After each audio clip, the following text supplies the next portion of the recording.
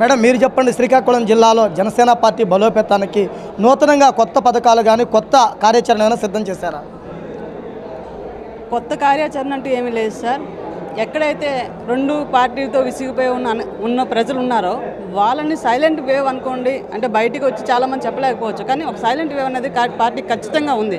Silent voting అనేది దాన్ని తీసుకురావడం, దాన్ని పార్టీ మళ్లించడం ప్రస్తుతం మాకున్న ప్రధాన కర్తవ్యం.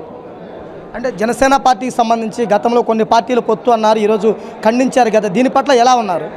జనసేన పార్టీ ఎప్పుడు కూడా పొత్తు అని చెప్పలేదు సార్. అది మిగతా పార్టీ వాళ్ళు అనుకోవడమే తప్ప పవన్ కళ్యాణ్ గారు ఆ విషయం స్పష్టత కూడా ఇచ్చారు. జనసేన పార్టీ ఇప్పుడు కూడా 175 నియోజకవర్గాల్లో సింగిల్గా వెళ్తుంది అని ఆ విషయాల్లో అతను క్లియర్గా చెప్పడం జరిగింది. అది మిగతా పార్టీ వాళ్ళు అర్థం చేసుకోవాలి.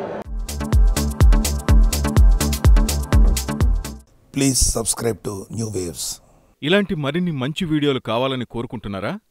అయితే పక్కనే ఉన్న గంట సింబల్ను క్లిక్ చేయండి. అలాగే సబ్స్క్రైబ్ చేయండి.